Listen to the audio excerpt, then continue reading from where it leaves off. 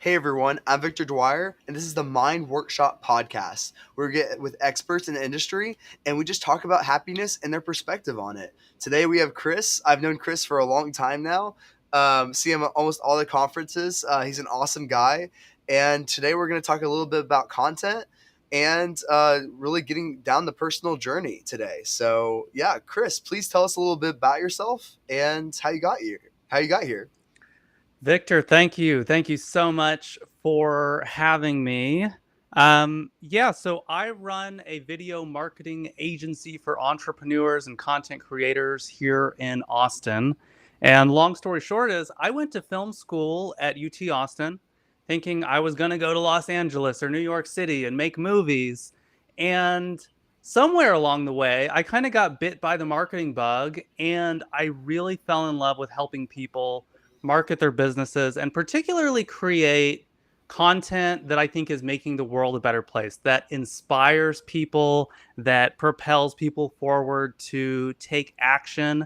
And one of the things we've talked offline about is the reason I'm so passionate about this is because while that kind of content, the content I produce professionally, has had a huge impact on my own life as someone who just had a completely different inner dialogue and perspective on life that has been slowly rewired to be more positive and more resilient, over the last decade or so because of really great podcasts, because of really great YouTube channels, because of books that I have been fortunate enough to be connected with. So, the kind of clients I work with and the kind of media I consume in my own free time, I think is pretty diverse and eclectic. I just come from, is this content and is this creator of the content coming from a great heart centered place in terms of trying to lift the consciousness of humanity, trying to make the world a better place. So that's just a little bit about me. Obviously, I could keep going for hours, but that is kind of how I ended up getting to where I am today. Yeah, that's amazing. And I love that that's kind of your purpose, that you have a higher purpose for your work, because I feel like so many people are missing that these days, where they just do it for the money, they do it for the status, they do it for that. And I like how you've connected having a higher purpose by helping other people to the content. I think I bet that really helps with becoming motivated, with your motivation behind the content, right? Yeah, in terms of the technical aspects of understanding video, lighting, audio, editing, YouTube strategies, distribution, all of that is foundational, but the missing ingredient that will make anyone excel at anything really is care. And when I care about either what I'm putting out on my own podcast called Podcast People, or whether it's me working with a client, that I've found time and time again is kind of like the secret sauce. It Yeah. is kind of like in a romantic relationship. You have a relationship with your work. Um, it will always require a certain amount of work and dedication. And when there is care, when there is love, then everything is just so much easier. Yeah. Yeah, I totally agree. And especially when you have that strong love relationship with yourself, the relationship with yourself Mm. is so powerful. It determines all your relationship with others and everything else around you. And once you have that strong relationship with yourself, it makes it where your work is so meaning so much more. And you don't have to rely on that for status, because a lot of people tie their work up with their identity. So when they get fired, they go, oh my gosh, even though they hate their job, let's think about this, they hate their job, they talk about how much they hate it, but once they get fired, they're like, oh my gosh, I can't believe I actually got fired. And it's because they lost a piece of their identity, and they have identified with being a an accountant, or identified with being with that particular company. And it's important to realize that your value is not based off your job. It's not based off your Mm. success on your job, and that it comes from you, that you determine your value of who you are, that you can love yourself without having that amazing job or anything else like that. But especially in America, like we see success as having millions of dollars. You got to be successful, big house, big car. But success for me is like someone that makes $30,000 a year and is happy as being an art school teacher. I think that person has won life because they're happy in their own skin, and I think that's amazing.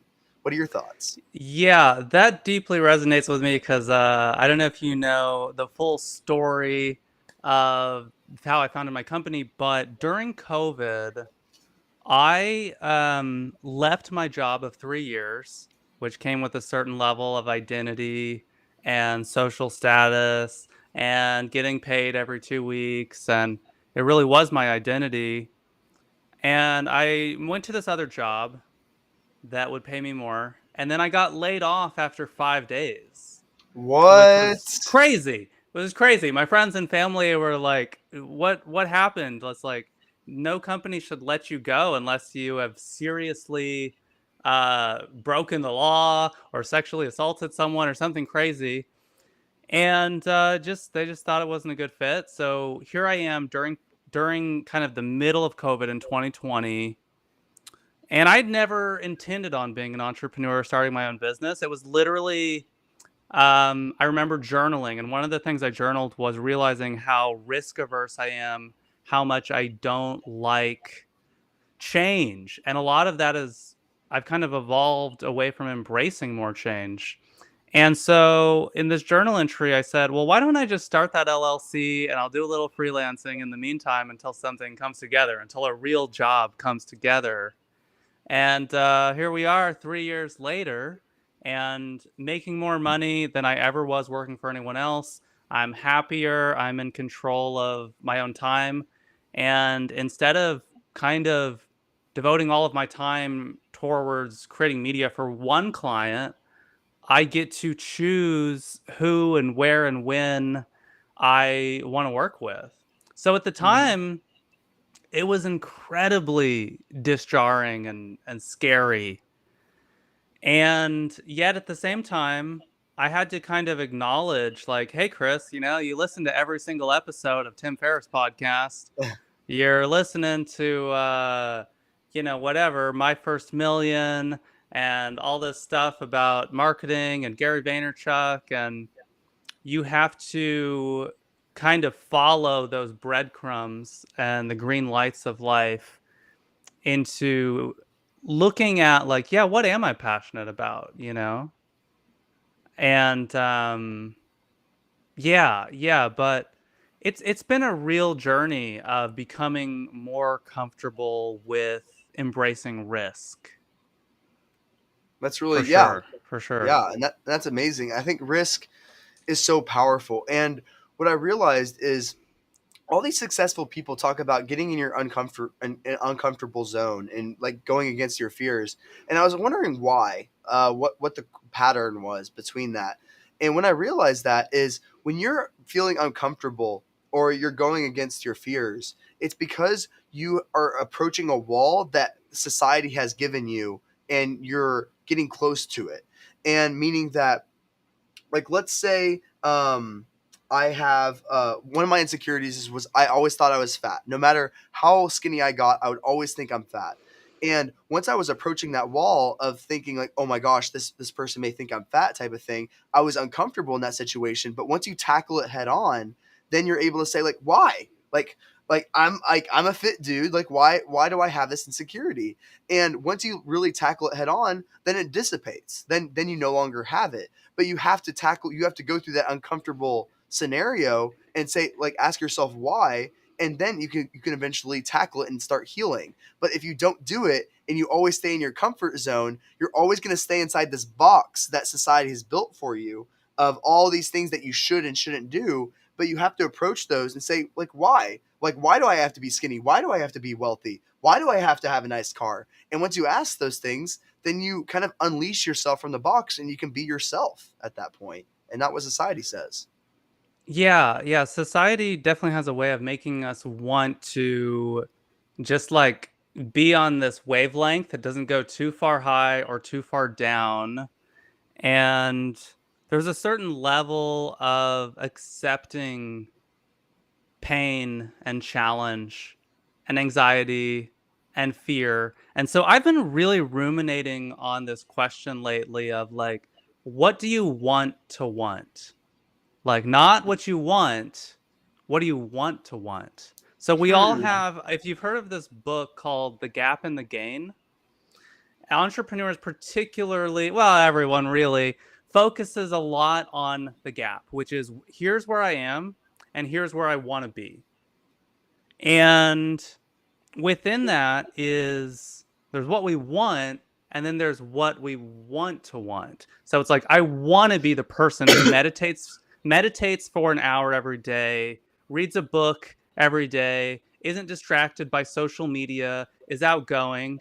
But if I'm really honest with myself, like I really don't want that currently. I want to be that person.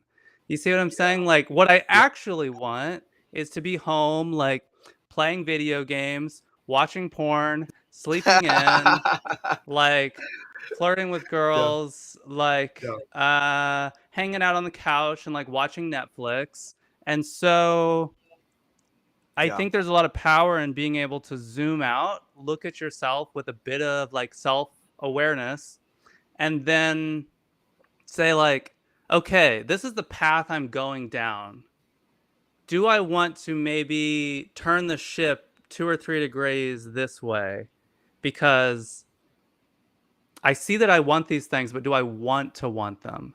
And so for me, one of the things we've talked about is one way to rewrite that programming is the media inputs, the media diet that we're putting into our brain and being intentional about that, right? So, for example, make a parallel here between media and between food. If you don't want to have unhealthy food, you just like don't keep it in your house. So that way Yeah. your willpower isn't being put to the test. So I love Mexican candies with sugar and chile, and I love ice cream, and I love like cake and muffins and brownies. And the best way to just not eat that is to just like not buy it, not have it, not tempt myself. And Yeah. so I try to do the same thing with kind of my media diet for my mind of, well, sure, let me almost break this down into a pie chart of like this much entertainment, this much, let's say, current events and politics. So as I want to make sure that I'm hearing opinions and perspectives that I disagree with and that challenge me. And um, you could say I want to stay informed about health and fitness and wellness. I want to learn about this particular hobby. And if we're not intentional about that, right? You're just going to end up listening to comedy podcasts all day, which is great. I Yeah. love comedy podcasts. I love Conan O'Brien. I love hearing celebrities being interviewed about their favorite movie, but let's be honest, like that's not going to be as nutritionally dense as some of the other content out there that we could put into our mind. Yeah. And you know how that we're the average of the five people that are around us, but we never talk about the content we consume, and that the this our phone and the people that we are constantly watching is part of those five people that we're around now. If we're consuming two Absolutely. or 3 hours on TikTok, that's a lot of people interaction that we're interacting with, and our brain naturally has a negativity bias that we are going to remember the negative aspects of things rather than the positive ones. And don't use that as an excuse to be negative, but saying, hey, I got to offset that by looking at more positive things and putting more of that into my brain. And I usually say, like, hey, if you want to become a more positive person, start with by putting more positive things into your mind and being cognizant that, yes, we do have very little control of our subconscious mind. Very, very little. Only 5% of us, only 5% of our brain is doing conscious.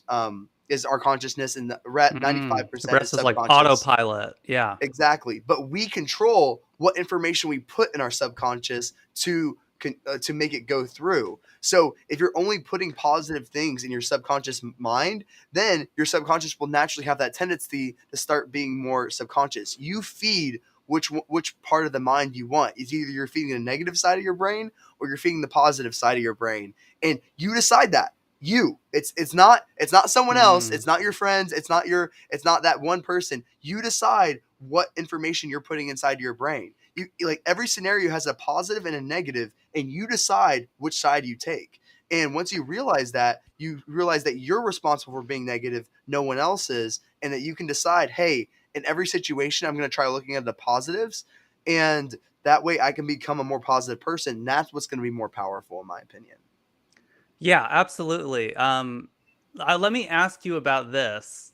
Hmm. What are your thoughts on introducing people to or guiding family, friends, and loved ones, let's say, to more positive content? I'm just curious to get your perspective because this is something Hmm. I've kind of like struggled with, or I'm still trying to figure out. In some ways, my own podcast is an outlet for this. But let's say you have a sister, a mother, a best friend, and you're just kind of observing their media inputs, and you send them a podcast or an article, and they don't really care, or read it or listen to it.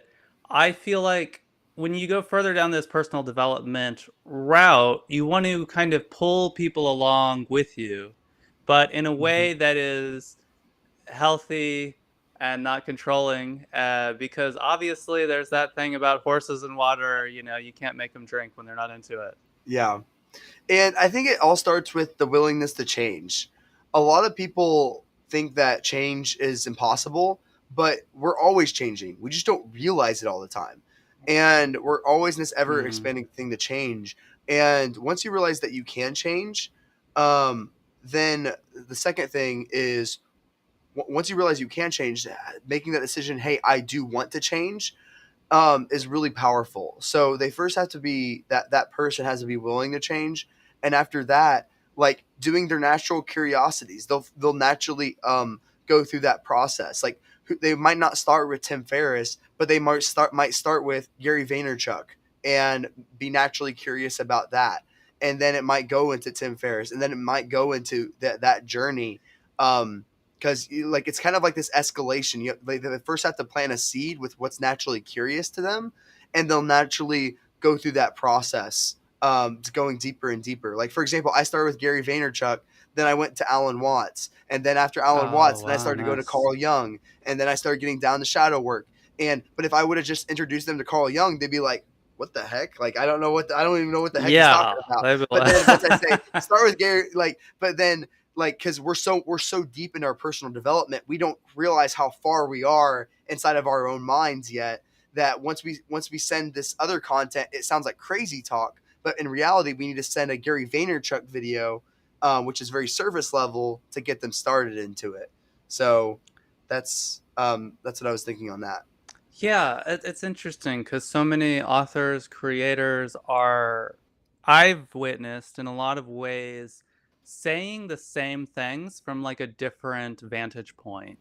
So let's talk about like the concept of like self love, right? Hmm. There's a great book called "Love Yourself Like Your Life Depends on It" by Kamal Ravikant, which absolutely love. And if he's coming at it from the perspective of like a male Indian entrepreneur who was in the army, who's been very successful in life and has certain degrees of privilege, that might alienate like a younger white woman who has a 9 to 5 who doesn't care about like technology or entrepreneurship. And so what I've noticed is, right, then maybe it's the Marie Forleo, or maybe it's the Rachel Hollis, or maybe she's going to resonate with someone saying pretty much the exact same message, but from a more feminine perspective, from It's so interesting. Like I come from a mixed race family where my dad is black and my mom is white. And my dad went down this health journey recently where he actually became vegan and he lost like 40 or 50 pounds, which is amazing. Super proud. Great to see him moving around more, being happier and healthier. And it's interesting, when I sent him things maybe from like Aubrey Marcus or Tim Ferriss or whoever else, it didn't connect on the same level as my dad finding this podcast called The Brown Vegan, which was mostly about people of color who have decided to go down the vegan route. And it was really important for him to see someone who comes from a similar cultural background and who looks like him kind of saying the same stuff that like Rich Roll was saying, right? But it was more approachable. Instead, it was like, I don't know, there's like this hippie rich guy in California who's like a ultra marathon. Like, you just can't relate to that. Yeah. So, yeah, I think it's important to have a point of empathy if we are going to, let's say, make those recommendations, be like, is this going to resonate with where they're coming from in life, where they're at in life? But Yeah. it's certainly um, sometimes been challenging that it almost feels like I'm alienating myself from society and becoming like less, um, even from like a dating perspective, right? Like if I keep going down this personal development route, am I just making myself like less accessible to the population who like doesn't get the weird stuff I'm into? I mean, like you would want to find a mate that is passionate about personal development as well, so that way you guys are on the same like wavelength. That's like important to me as well. I've come to And realize that. yeah, and that way she can understand, like, for a girl that understands my level of crazy, that's like going to be important. And when it comes down to personal development, like I recently listened to this one YouTube video about how there's attachment and authenticity, that they are constant in battle. So you either do something for attachment, like you might say this piece of art looks beautiful, and you might not really mean that. You might not be truly authentic, but in order to keep our attachment, you might say, "Wow, Victor, that piece of art looks great," to keep that attachment. So that way, you're not saying what you're not being authentic, but you're keeping the attachment. And we're always Hmm. sacrificing between attachment and authenticity. And that's where we have to make a decision, is like, do we want to become more authentic, or do we want to have more attachment? And we have to make those sacrifices. And we're not going to tell the truth. We're going to tell white lies to keep attachment. And we're going to sometimes make people angry and be authentic. But it's just a balance. You can't be truly authentic and keep attachment, because the only way you can be truly authentic, be 100% authentic, and have attachment is if you were the exact same person, and that doesn't exist. So you're gonna have levels of disagreement on those things. In order to attack, you're going to have to appease some level and keep your mind open, and like go with the flow on other things, rather than saying everything that you want, because you're not going to get everything you want. Like when you're being truly authentic, you're going to say, hey, I want this, but for to keep that attachment, that relationship, you have to have some level of ease and saying, yeah, like if you want to go to this restaurant, cool, let's do it, type of thing. And you might not truly mean that, but like you really, like, at the end of the day, you have to have that level of attachment to keep that. So it's important.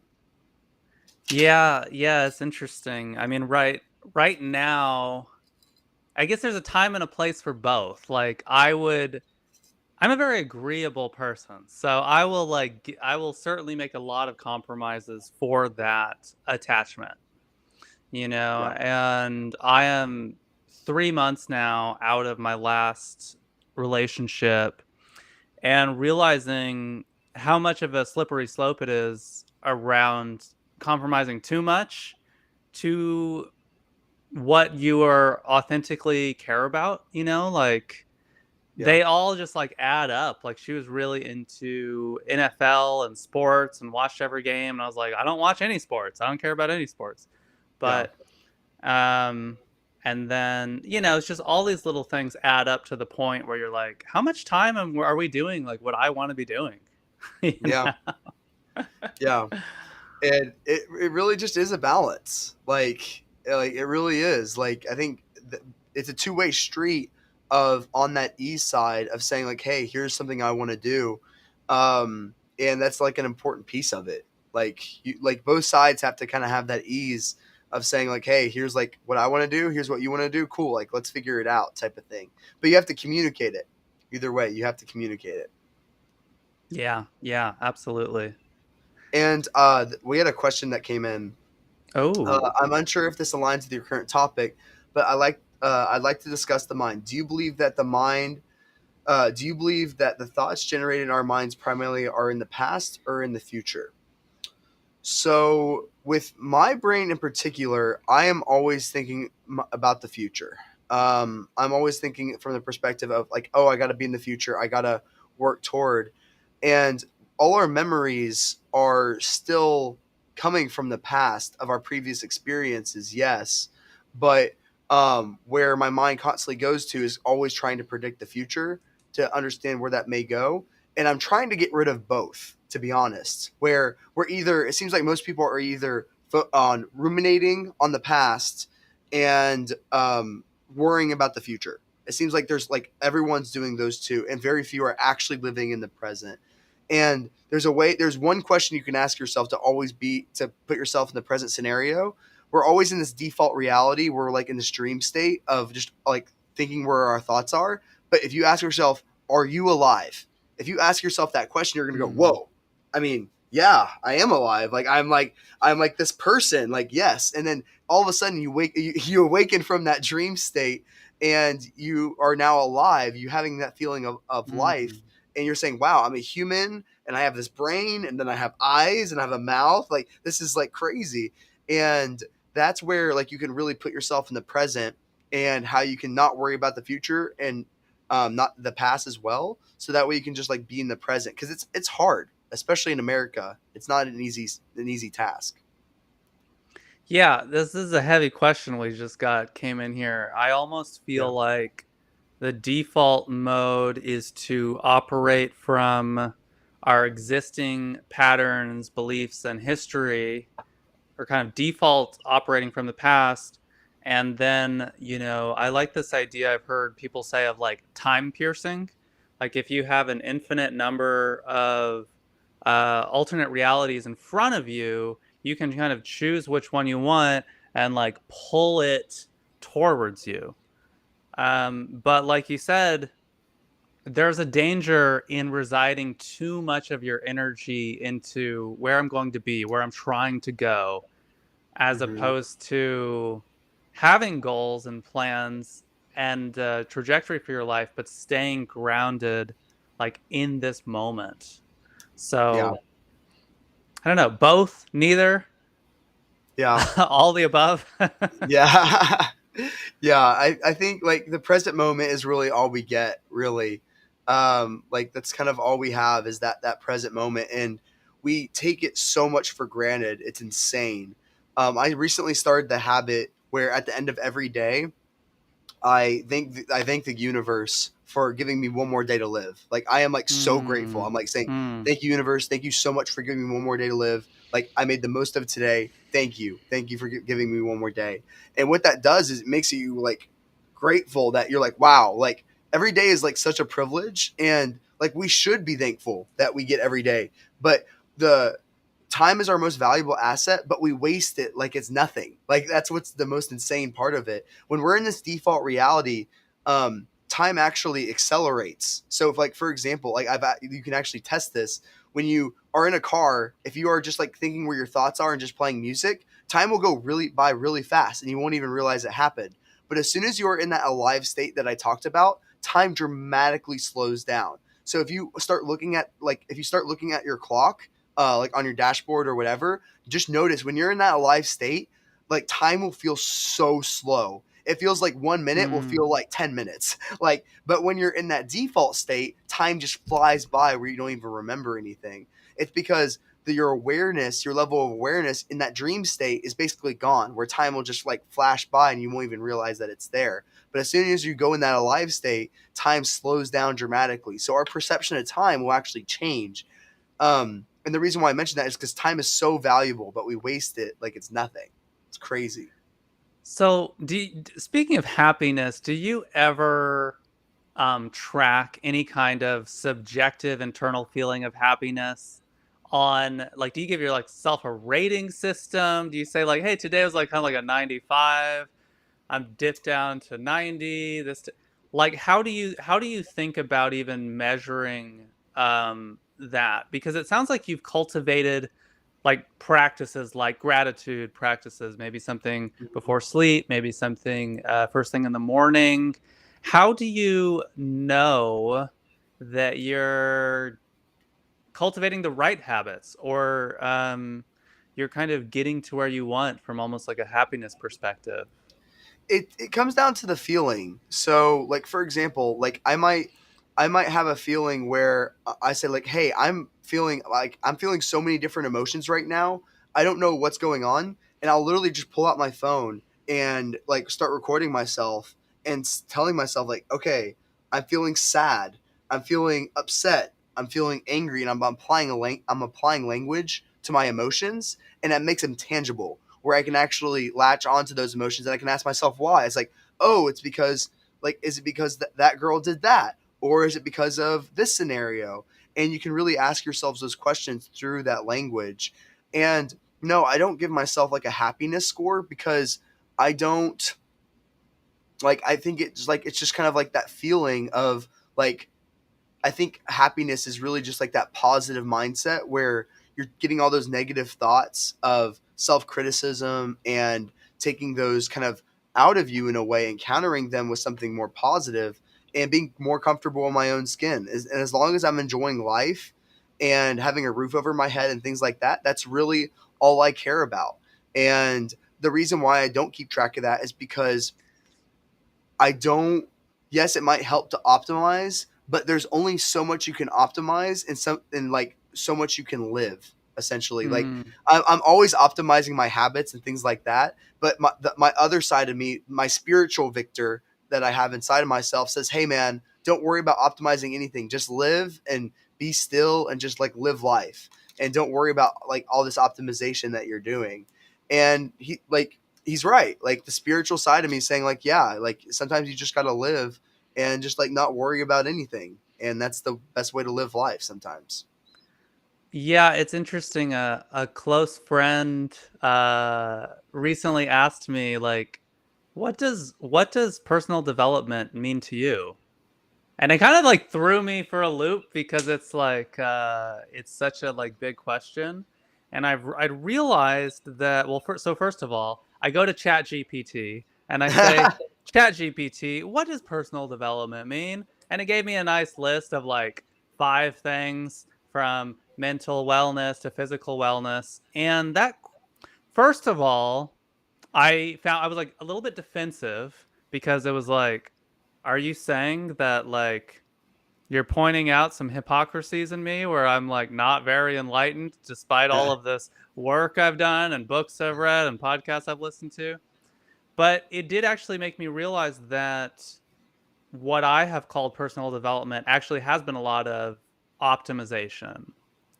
And that has been perhaps easier to tackle and grasp than, I don't know, growing on a maturity level, growing on like a spiritual level, um, growing, being a leader in my community and putting together events and helping others grow and nurturing the growth in others. Right? It's very easy to be like, well, I'm gonna track my macros and I'm gonna get these supplements and I'm gonna Yeah. do the sauna and the cold plunge, you know. Yeah. So it's really interesting to just kind of always bring things back to like, what is this thing exactly? Yeah. And it's so different for every person. And like happiness is so different for each person, and it comes in waves as well. Like no, like only psychopaths can be happy 100% of the time, and that's where it's like you've got like it's a wave where it goes up and down, and it's important to understand the guy I talked with 2 or 3 hours ago on the other podcast. He says his definition of happiness is understanding what makes you fearful, what makes you joy, what brings you joy, what brings you anger, and what brings you Mm. there's one more in there, but like basically knowing all these different parts of you, that's what's going to bring you happiness. And he's right. Like knowing our insecurities of why we do things really helps us become a happier person. The more you dive into your own brain, and like once you're able to attack, like for example, I used to always work out because I thought in the name of progress, I thought I loved working out. But in reality, I had a voice inside of me that was constantly telling me I'm fat. So no matter how Mhm. skinny I got, I would always have that voice in me telling me I'm fat, which I would counter by working in the name of progress, saying I love to work out. But then I realized like I have this voice inside of me. I'm like, why? Why do I think I'm fat? And then once I was able to tackle that, then I realized that hey, like that voice will eventually dissipate of that insecurity. But I have to go through the uncomfortable nature of tackling that insecurity to get rid of it. And it's not easy. It's not easy to do that. So it just takes time. And that's where you have to go through that uncomfortable piece of yourself and accept that part of you, to be Yeah, honest. that lens of happiness through self-knowledge is really interesting because you've probably heard that study that says every decade is happier than the previous decade. People self-report they are happier in their 40s than in their 30s. They're happier in their 50s than in their 40s. Until, you get diminishing returns around 80 or 90 perhaps, depending on your health, which is why we've got to keep doing these ice baths and hot saunas and all that good stuff. Yeah. Yeah.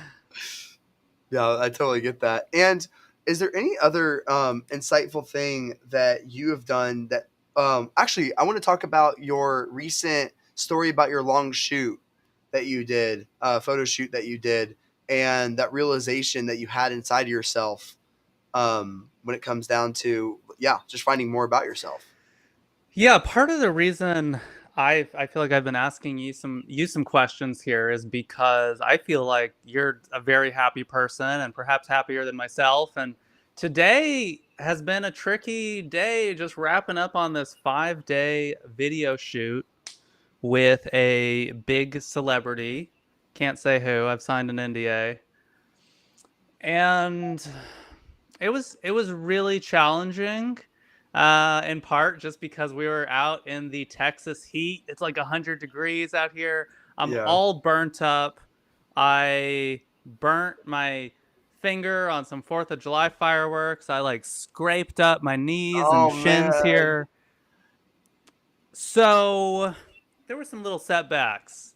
I go out there. I'm actually kind of a new drone pilot. Hey, let me add this to the repertoire of my services. I got my film degree in 2011, but part of it is accepting a lack of experience and that I'm a novice in some of these other things, right? So we're out on the water and I'm trying to get these amazing shots, and everyone's out there having a good time.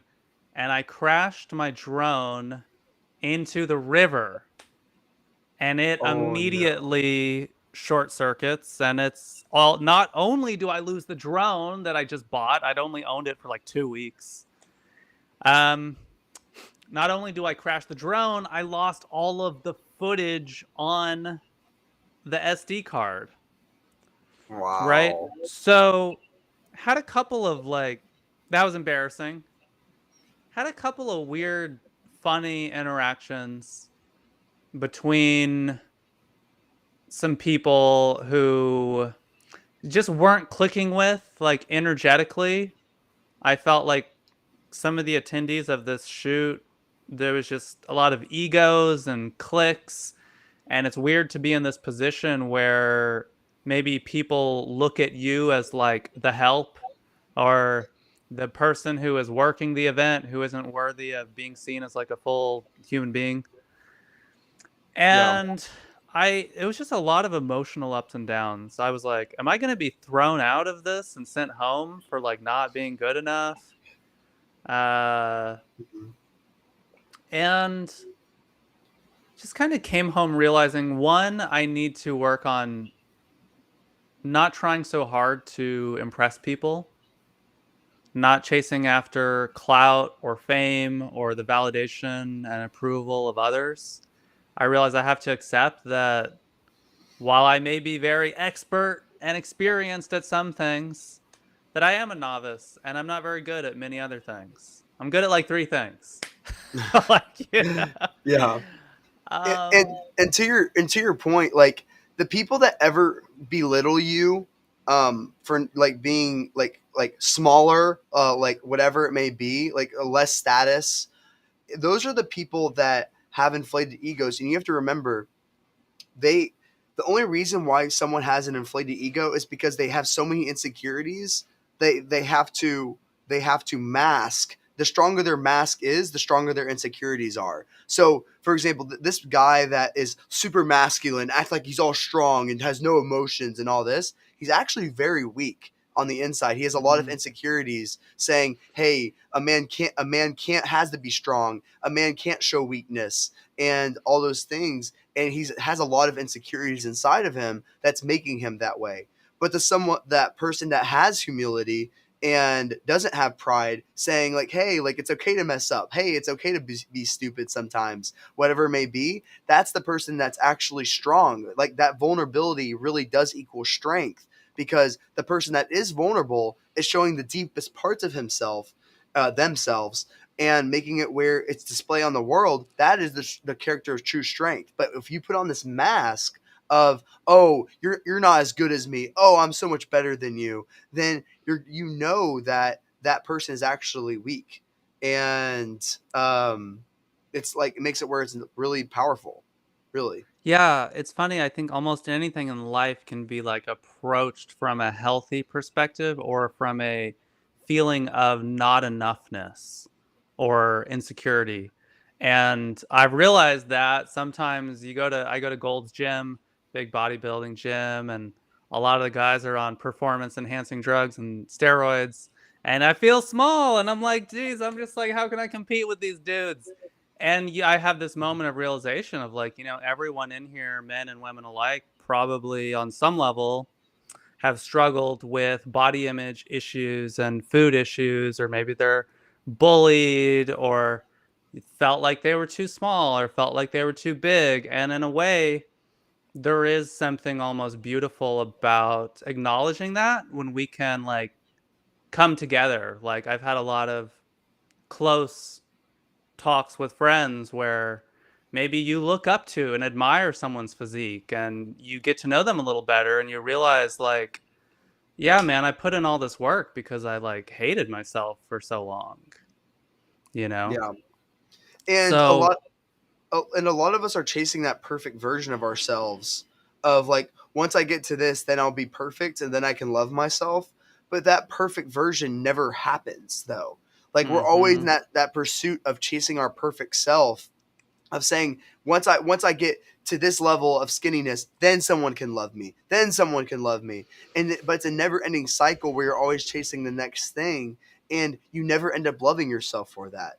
And that's when you have to realize that you have to figure out how to love yourself right now, in the moment, in order to feel that. Because if you're always falling in love with your perfect self, that will never happen, and you will never love yourself for who you are. But if you figure out, like, okay, right now I'm a little bit chubby, cool, like I still love myself even though I am chubby, or whatever that may be.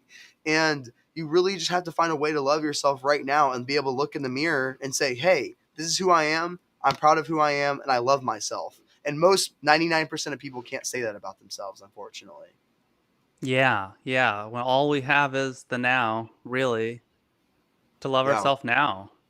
And yeah, I felt a little self conscious doing the podcast today of all days because I usually am in a much better, more positive, upbeat mood. And it's just been a challenging week, you know? And so I was thinking about it. I think, in a sense, like it's all relative. right? So I talked Mhm. about the impact podcasts and media and all this stuff has had on me. And my internal compass of happiness is I only can compare to kind of like myself, my own internal state. And so I may not even appear to be the happiest person externally, but what people may not know is that, like, from 6 years old to 19 years old, I thought about killing myself pretty much every single day. So Wow. there was a lot of recreational suicidal ideation, and I got pretty close a couple times and used to like slit my wrists with a knife, and like, it was a pretty dark time. Yeah. So all that to say, when I brought like numbers earlier, right? Maybe today I feel like I'm at like a 70 or 75 out of 100. Like, well, for Mhm. my entire upbringing, I was in like, I don't know, like the 30s or 40s, right? So there's so Yeah. much gratitude just in the inherent contrast there. Yeah. No, I totally agree. And what I think might be a big game changer for you is if you just like grab your phone and start talking to yourself. Like, I think that would be like every time I feel like in a dump, and like literally just like every time I feel bad or whatever and I don't know why, like you really find the underlying cause of why that may be. Like, for example, like you might the fact that someone belittled you may make you feel small, and that feeling of being small is what you actually hate. And then you like Mm, going into that, it's because I don't like being seen as weak or whatever it may be. Those are some things that I might have. And if you just talk to yourself and saying like I'm upset and it's because they made fun of me, and then you can say okay, and being made fun of makes me feel like I'm weak, and when I feel like I'm weak, I feel like I'm useless, and when I feel like I'm useless, I don't feel like no one can love me. Like it makes it where you really find the underlying cause. And after every single video dialogue I do, I feel so much better. Like I don't mm, know why, but just applying language to it and understanding it, and just like saying like, "Hey, here's how I'm feeling." It's like almost having a therapist, but like talking to yourself in a way. And the I've best always done it that therapist. way. And yeah, and just saying like, how does that make you feel, just over and over and over. And it goes a long way. So every time I feel like crap or my thoughts are just going all over the place, I say like, okay, I don't know what my mind is doing right now. It's going crazy, but I just grab my phone and I just start talking about it, because right when it's in your mind, it's like a billion bouncy balls bouncing around, and you can't. There's nothing to tackle inside your mind. But when you start doing a voice dialogue, it becomes a lot more tangible. Things start to slow down. You can start grabbing more things and pulling it in. Yeah, that's a good insight because I've actually spent almost my whole life talking to imaginary people that aren't there. So I tend to externalize my inner dialogue with like a person as opposed to just like talking to myself, which is an interesting distinction. And we know when I was like in film school, I thought this is actually a great way to understand characters and screenwriting and have empathy for other people and different perspectives. But it can get a little carried away. Like I remember one time I was driving down the highway and I get into these weird hypothetical conversations. And I was like, what if I was like a 15-year-old girl and I had to tell my mom that I was pregnant and I'm not sure that I want to keep it? Like, what would that dialogue sound like? And then I'm driving down the highway and I'm doing the voice of the girl, and then I'm doing the voice of the mom, and I'm doing the voice of the girl. And then at a certain point, I'm just like, you know what, Chris? This scenario is never going to happen to you. So, like, it is interesting if you are a screenwriter and you're writing that scene. But if you're Yeah. just like, just letting your mind just like kind of loosely come up with thoughts, like you got to rein it in a little bit. Yeah. And there's a reason that's called daydreaming, and I'm very fascinated about that. The Untethered Soul talks about like basically keeping track of your daydreams. So there's a Mm, reason why you're daydreaming about that, and what makes that interesting. So you might like the complexities behind the argument and the emotional discharge that it gives from it. For example, I daydream about country dancing all the time. Like I am like I daydream about it like 24/7, and I realize, okay, it's like, okay, what parts of it are necessary that makes it addictive. And I realized the reason why I daydream about it so much is because I identify with being fun and crazy, and it reinforces that identity of me being fun and crazy, me stomping around and me acting crazy. That reinforces that identity. And the second thing is it gives me validation, external validation from others, and then you can ask yourself, okay, why? Why do I am I chasing the external validation of others? And that's why I'm addicted, and that's why I'm daydreaming. So every time you find yourself daydreaming, ask yourself, like, why? Like, why did this come up? And you'll see some like crazy things in there that make no sense. Is like someone might cut in front of you and say, like, go punch him and beat him up, and you're like, what? Like, why would I do that? Like you'll get some crazy thoughts in there, because you have to remember, we're still have those caveman brains. We still have caveman brains. We still have those animalistic Yeah. urges that we have, but we have to realize that they're there. And then just sometimes it's just like crazy that we have I've those. had those daydreams, and it is good to ask, like, well, why and where? Why is that scenario interesting to me? Maybe because I don't like the idea of being disrespected, or it hurts my honor for someone to cut me off, or someone to give me a weird look, or someone to use a certain particular tone of voice with me. So we get into Yeah. these like revenge fantasies. The French call this staircase wit, which is when basically you are leaving the party and you are on the staircase leaving on your way out, and you're like, oh, that would have been the perfect burn, but it's too late. Mhm. Wow, that's crazy. Yeah. And is there anything else that's been top of mind for you lately that you've been wanting to communicate before we sign off? Yeah, I mean, I'm still just, I think, lingering on this idea of like, what do you want to want? Um this is I come across like questions like that seem very simple almost on the surface, but I realize might take a year or years to like fully figure out what to do with the question, or like how to apply it to my own life. So, I mean, I hope the listeners of this have um, gotten some value out of our conversation. But like that's for me, that's the main thing is, and these two things are interrelated, which is one, what kind of media are you putting in your mind? And for me, we talked a little bit about like parasocial relationships where someone you don't actually know becomes like a digital mentor to you. Well, as someone who consumes a lot of content and produces it, I one of the things I've really been thinking about a lot lately is to choose one digital mentor in each area of life, as opposed to, or having like one central person in that little niche or that segment, as opposed to, I'm going to listen to 5 fitness podcasts with like different conflicting information. Instead, find that one that resonates the most with you and just go all in on that person. So maybe you have a digital mentor that is the digital nomad, or the entrepreneur, the marketer, or there's a relationship guru. There's a relationship I love called the Savage Love Cast with Dan Savage.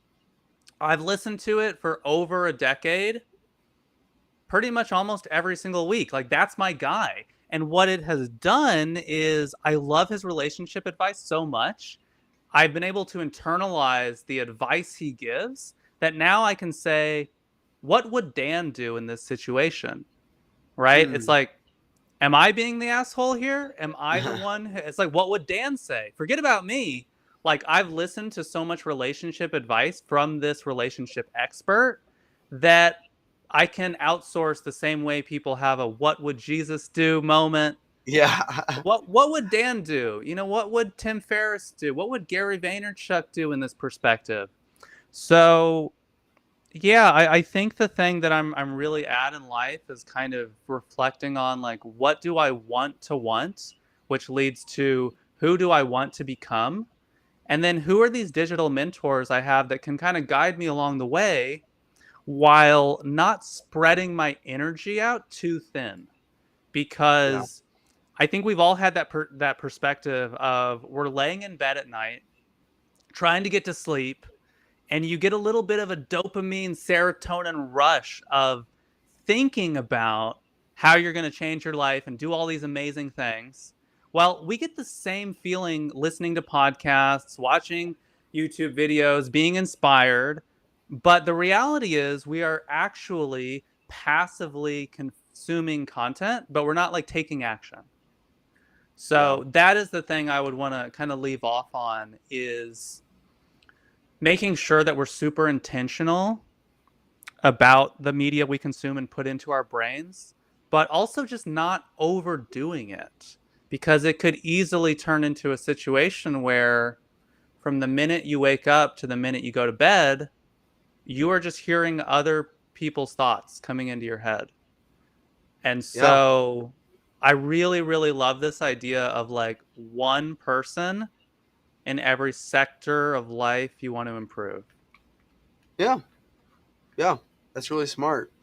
And we'll end it on that because I know we could do this for 7 more hours. So, Chris, please tell the audience how to find you and how to find more about your business. All right. Well, people can find me at vanloanfilm.co for my business, at Chris Van Loan II on Instagram to check out some of my life. And of course, please check out my podcast called Podcast People with Chris Van Loan II, where I both review my favorite podcasts and I interview podcasters about podcasting. And I talk about the medium of podcasts and how to produce and create great podcasts. So hey, if any of those sound appealing, would love to interact with y'all and connect. Awesome. Chris, thank you so much for joining. Thank you, everyone, for watching. This is the Mind Workshop podcast. We'll catch you next time.